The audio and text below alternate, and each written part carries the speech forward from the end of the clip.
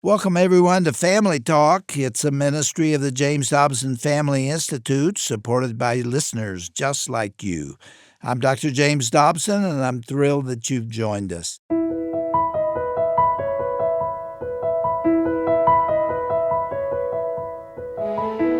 Well, welcome once again to another edition of Dr. James Dobson's Family Talk. I'm Roger Marsh, sitting in the co-host chair today. We're a broadcast division, of course, of the James Dobson Family Institute, and joined for another conversation about what it means to cultivate connection in a lonely world. Our guest is author, speaker, and podcaster Becky Harling. Becky and her husband Steve have raised 4 children together, and they're still married and smiling, which is always a good sign. They have a growing number of grandchildren and make their home in the Colorado area. And the new book is called Cultivating Deeper Connections in a Lonely World, and that will once again be the topic of our conversation. Becky Harling, welcome back to Dr. James Dobson's Family Talk. Hey, it's great to be back with you. Thanks, Roger. I love this conversation because we were talking in our previous discussion about what it means to cultivate deeper connections in a lonely world. And you talked a lot about the benefits and necessity of listening, of having a humble spirit. And we were talking a little bit last time as we were wrapping up about the world of criticism that we live in too. Talk about how, just kind of give us a 60-second overview of how social media and a pandemic exacerbated things, and the fact that people think they're a lot smarter than they actually are, and even Christians aren't quite as gracious as perhaps we should be, is all fueling an epidemic now that the U.S. Surgeon General says half of the population is experiencing loneliness. Yeah, and social media is not helping us. Sure, it serves a purpose, but we got to be really careful. What I'm finding, and I don't know about you, Roger, but I'm finding that a lot of people will say things on social media that they would never say in a face-to-face conversation. Agreed. They are criticizing people, they're criticizing everything under the sun. They criticize churches, they criticize pastors, they criticize their neighbors, schools, politicians. The list is endless. They criticize anybody that doesn't agree with them. But God calls us not to be critical. Mm-hmm. He calls us to be discerning. So we have to discern the difference between what's right and what's wrong. And our guide for that is the Bible, right? So Yes. We discern what's right and wrong. That doesn't mean that we start scolding everybody out there, even if they're living in something that we would discern as sinful lifestyle. Our example is always Jesus. You mentioned in the last session, the woman at the well, according, we don't know what her whole story was. We know she'd been married 5 times. We know she was living with a man. We don't know her situation, but Jesus doesn't scold her. He's gentle with her. Mm-hmm. And eventually, what I love is she becomes the first missionary. Right. It's a beautiful story of redemption right in that moment, because we have to come face to face with our sin when we come to the cross. There's no question about that. He doesn't back away from that, but at the same time, he presents the gospel, the true salvation message that she needs, in such a way that, like you said, she goes running back to her village and saying, hey, I've seen this guy. You've got to see this guy. Yeah. And that's all we are really trying to accomplish. And yet at the same time, we're living in a smartphone era where a lot of overly academic but underly educated, I think, people are taking it to heart that, well, I know better than you, so therefore I'm right, you're wrong. And I've got, then confirmation bias is strong. I found a whole bunch of other people who agree with me. And since you're that way, Becky, I just couldn't possibly agree with you. So now I have to cancel you. And you're saying, whoa, wait a minute. Whoa. There's a big difference between repenting of your sinful ways, and telling somebody else, pound sand. This is a phenomenon you were mentioning in our previous conversation, some great examples from your family of women who have, really modeled this for you, what deeper connection looks like. Talk about the difference between men who are lonely and women who are lonely. I would imagine it's not necessarily all one-sided, but it does seem to favor women more than men in terms of loneliness. Is that what your research has found? Not really, actually, Roger. I'm finding that men are just as lonely. Originally, it's interesting because originally when I wrote this book, I wrote it for women, and so a lot of the stories in there are about women. But what I'm finding is as men are reading it, they're saying, Becky, you are absolutely right. And I'm discovering as a man, I'm really lonely because I've been so focused on my career and building my career and rising the corporate ladder that I haven't cultivated cultivated the deep friendships. And I don't have men in my life who I can, really be real with. And so it's been an interesting journey to write this book and then watch it play out in the world. So I think probably women and men are both lonely, perhaps for different reasons. But I think either way, we've got to focus on connection. One of the things that I think that is robbing our connection that we haven't talked about yet relative to the smartphone is that our attention span has gone way downhill. Yes, In fact, I read one study, Roger, this is going to shock you, that says we now have the attention span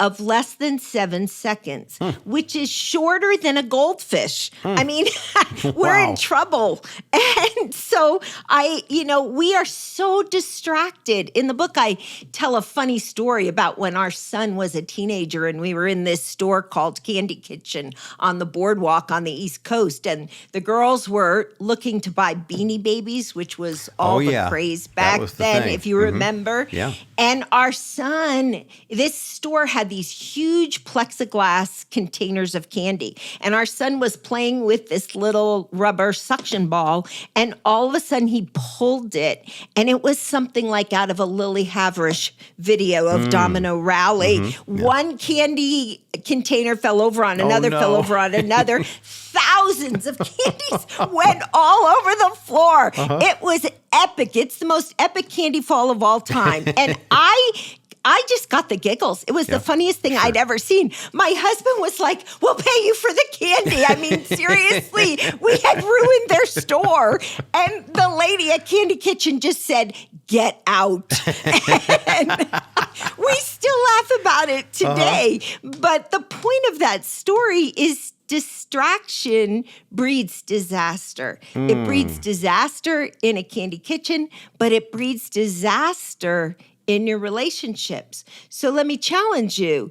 If you're lonely and you're with somebody, is your smartphone on the table at lunch? Are you checking email?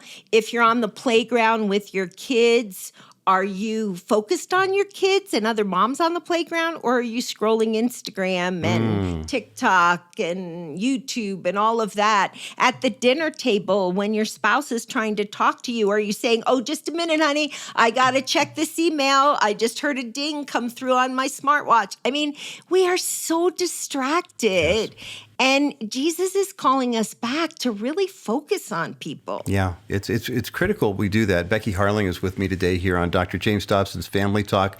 We're talking about her brand new book called Cultivating Deeper Connections in a Lonely World. And Becky, I couldn't help but wonder, I mean, you were talking about this happening with your son, young age. And now I realize that in the world that we live in with the Ring cameras and all the different, cell phone video technology that we have, that whole situation might have turned completely differently for the owner of the candy shop if the video had been released on TikTok. Because when you think about it, if it goes on YouTube and it gets millions of views or this, that, the other thing, they can monetize it. I bring that up only to say this is part of how culture has changed and how our brains have been rewired. The currency, you were talking about the Jonathan Haidt book and the Anxious Generation. The currency of the culture now is attention. And it used to be, when we were raising our kids to be, the kind of kids we wanted, it was, you got to be intentional about spending time with them, really investing in them. But when the attention span of adults is 7 seconds, and I want to thank everyone who's listening to and watching this program, because we have a YouTube channel as well, and you're sitting through the entire 26-minute conversation.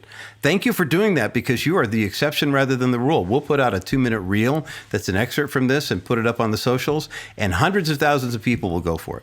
And they just, because I can give you 90 seconds. I can give you a minute. I can give you 2 minutes. I can't give you 26. And Becky, you've written a book that is well worth reading every page. And yet I'm sure you run into the same thing where someone says, just give me a pull quote. Give me a meme to change my life, because I don't have the attention span anymore. I don't have the time. And that's one of those things you write about in the book, where technology can be a benefit to helping to cultivate deeper relationships, but it can also be a real burden, if you will. Yeah, it can be. And I think, if you can only focus for 7 seconds, how does that impact your relationship with God? You know, because I want to be all in my relationship with God. Right. So I want to be able to spend an hour or an hour and a half with the Lord in the morning.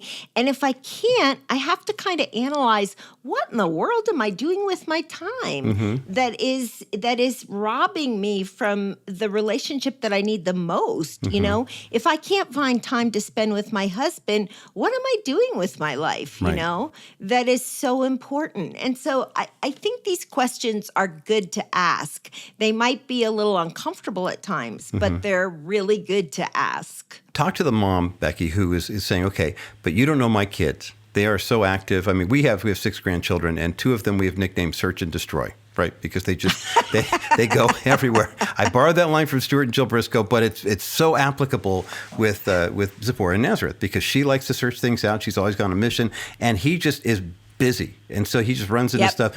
I don't know that half the time he's even trying to knock stuff over or whatever. He just keeps going. He's 2, and he's trying to figure it out. But we're trying to be purposeful with them. We're trying to encourage their parents, you know, to be with the short attention spans. And there's always a screen, there's always a video, this, that, and the other thing. What are some ways that we can establish some connection? Because at the end of the day, what you're saying is, if you're feeling lonely, chances are your loneliness is because technology's gotten in the way, or a critical spirit's gotten in the way. And you can kind of overcome that loneliness by being intentional with whom you spend time with, whether it's kids, grandkids, or good friends. Yeah. And so for parents, I mean, we have 14 very active grandchildren. Wow. I love each of them. I can tell you who their friends are. You know, some of them love sports, and we have a whole mob in soccer. Some are playing golf. I mean, they all have different activities that they love, you know, but it's wise as parents to just spend time playing with them. You know, get down on the floor, turn off the iPads, for goodness sake, and, you know, play restaurant with them if they're little, or if they're older, kick a soccer ball with them. You know, we have some grandchildren that have tremendous energy, and they were like little tornadoes when they were toddlers, you know, but I love that energy because that's the way God's wired them. But all the more reason, get them outside. Yes. They need to be outside playing with you, you know, play hide and seek, play tag, you know, throw a football with them, kick a soccer ball with them, you know. If you've got little girls that like to do chalk with them. But we've got to bring back play without all the screen time, you know, because kids that are on screens all the time, then they go to school and they don't have the attention span. Yeah. Read to your kids, you know, let them imagine what the story is supposed to look like. Yeah, that's very interesting. And I love the fact that you were talking about what I would say good discipleship. And not once did you mention Bible lessons. Not once did you mention, conjugating Greek verbs and things like that. It was just basically be with them, be present, be engaged, be the kind of person that they want to be with. And when you do that, all of a sudden you begin to realize, hey, you know, that empty, lonely feeling that I had in my heart, God's filling that up, because now there's a purpose. Now there's a meaningful connection. And that's what you're talking about here. It's all about cultivating connections. I mean, in a world that has gotten so lonely, and not just superficial connections, but the deep, meaningful ones. Yeah. You know, recently I was privileged to be able to speak to the Legacy Coalition, which is a coalition for grandparents, you know. Yes. And one of the things that I said is that the strength of your connection with your grandkids is going to determine the measure of your influence on your grandkids' lives. And so if we want to be able to disciple our grandkids, we got to be connected with them. If we want to disciple our kids, we've got to be connected with them. And so as parents, if you're always on your cell phone, if you're always checking email, if you're always in meetings, you're going to miss out. Yeah. So put it away. Nothing is that urgent that you have to answer it in the next 10 seconds. I was at a music event in Nashville many years ago, and it was a group of songwriters who were there, and they were asking everyone, hey, before we get into this little group where we're going to play these songs, everyone please silence your cell phones. If not, just turn them all the way off. And one of the songwriters got up, and he had written a few songs that I don't remember which ones they were. Like he wrote The Gambler for Kenny Rogers or something like that. You know, he had some major hits. And he said, I can assure you that there have only been 4 times in my life when there was a call that I got that was so important, I told everybody else, hold on a second, I got to take this. And it was for each one of the ones where they found out this song had sold a zillion copies. He said, every other time, what's more important is right in front of me, as opposed to what potentially might be coming in. And when you think about the way these things are piped into us, in the media, oh, you looked at this website, then you might like this video. And all of a sudden it just becomes, I think they call it zombie scrolling, where you're just looking at you're looking at your hand. My wife, sometimes I do a lot of research on my phone. She goes, your phone's your third hand. You do realize that. And I'm like, when I get to that point with her, I'm like, this goes out on the charging station. We need a date. We need to do something if she's referring to it that way. But I love what you're saying about this connection, because for all the horrible qualities we're having, social media can be a good catalyst for knowledge and discernment, discipling. It's a question of how you use it. And I love the fact that what you're saying is if you want to cultivate deeper connections, you have to control the media. It can't control you.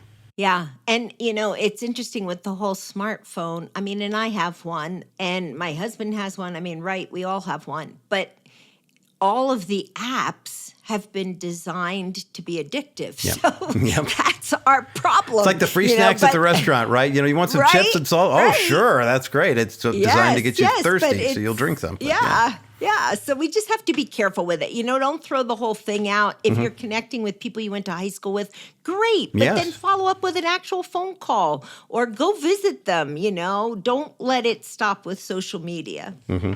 Let's talk about prayer, because I know that in the final chapter of your new book, you talk about how important it is to find what you call your prayer people. And that's something that I think a lot of people...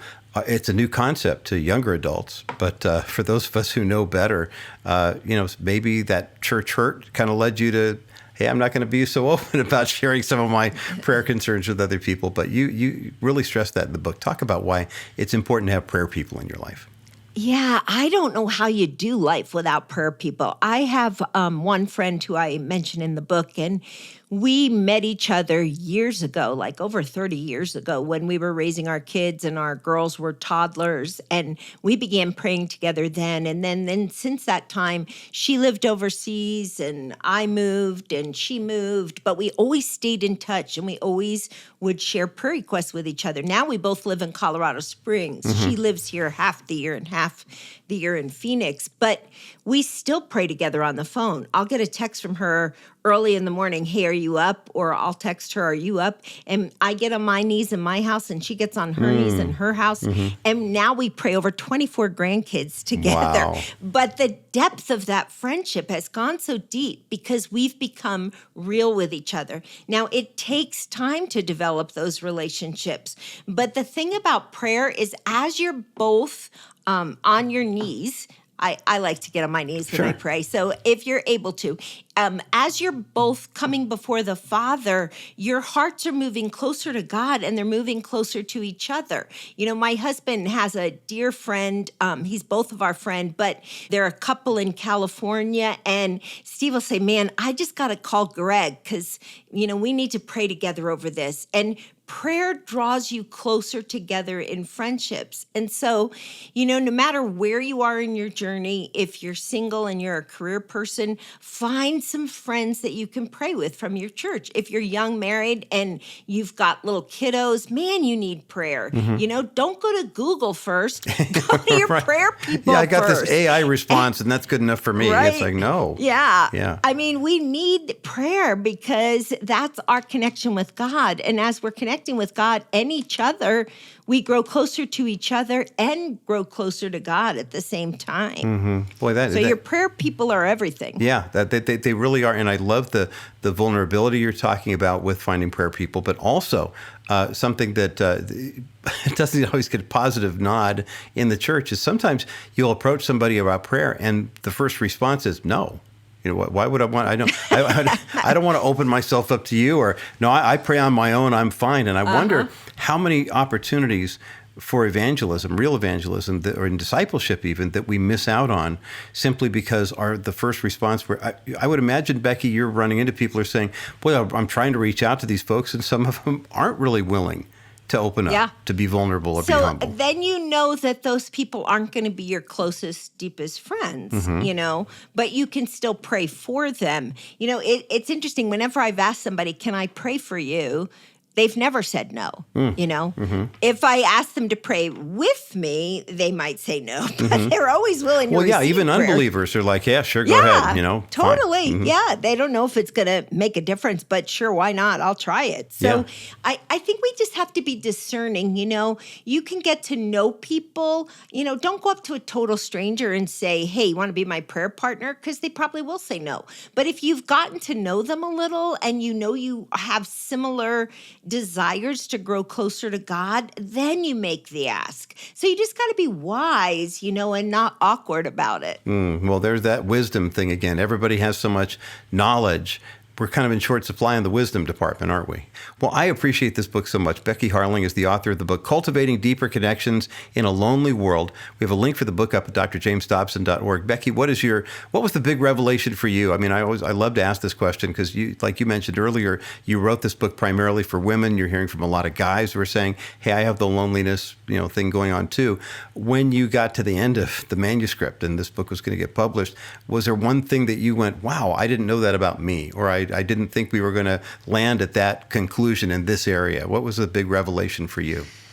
I think for me, the biggest revelation in my life is I have been a person who has been an achiever, right? I graduated high school in 3 years. I've written 16 books. Not that that's that great, but I mean, that's a lot of work. It's always about accomplishment. And it was good for me to say to myself, you know what? I don't have to be in a hurry all the time, because with achievement comes this internal rush. And I'm like, why am I rushing? I have, there's nothing that I have to be in a rush to do today. Yeah. And if I'm going to have the deeper connections, I have to slow down. And that was the biggest revelation for me. Mm-hmm. So that whole busyness is next to godliness thing had to go by the wayside because, and it's too easy, right? I mean, you have people asking you to speak. You've got publishers asking you to write. And I'm sure there was a part of you that, after a while you get into that rhythm and, okay, this is what God wants me to do. And to do that work and then have the realization that God's telling you, well, maybe I don't want you spending that much time on that. That's what, but you become that conduit for each of us to be able to see, your life and be an example. And I appreciate you modeling the humility and the non-critical spirit that you write about in your new book. Cultivating Deeper Connections in a Lonely World, the brand new book by Becky Harling up at drjamesdobson.org. Becky, thank you for your honesty and humility and vulnerability in writing this book. You're helping a lot of people with the ministry that you and Steve continue to engage in. Thanks so much for being with us today and for the past couple of programs here on Dr. James Dobson's Family Talk. Hey, Roger, thanks for having me. It's been a joy.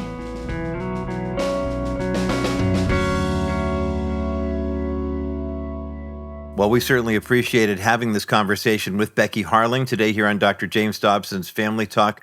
Her brand new book is called Cultivating Deeper Connections in a Lonely World, and I really appreciated Becky's honesty during our conversation, especially her insight that the strength of your connection with someone determines the measure of your influence in their life. That's definitely worth sitting in for a minute. Today here on Family Talk, I want to encourage you to go to jdfi.net if you missed any part of the conversation today, or if you'd like to share part one with a friend or a loved one who could use some encouragement. You'll also find information about Becky's new book, Cultivating Deeper Connections in a Lonely World, there as well. Again, go to jdfi.net. Well, conversations like the one you just heard reach families all across America every single day because listeners like you make these broadcasts possible. Every broadcast, every resource, every letter of encouragement that goes out from the Dr. James Dobson Family Institute is the direct result of someone who decided that strong families and biblical truth are worth investing in.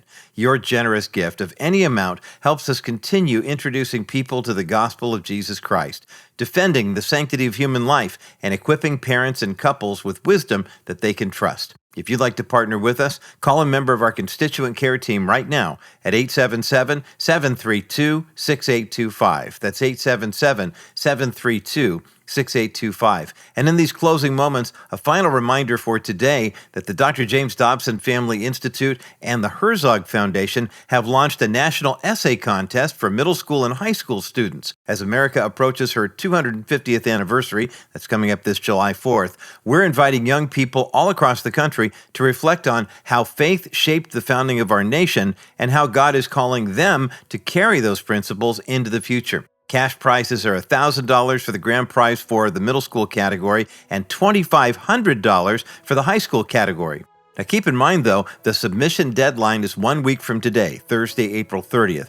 For more information, go to drjamesdobson.org/USA 250. That's drjamesdobson.org/USA 250. You'll also find that same information at jdfi.net. Well, I'm Roger Marsh, and on behalf of all of us here at Family Talk and the Dr. James Dobson Family Institute, thanks so much for listening today. Be sure to join us again next time right here for another edition of Dr. James Dobson's Family Talk, the voice you trust for the family you love.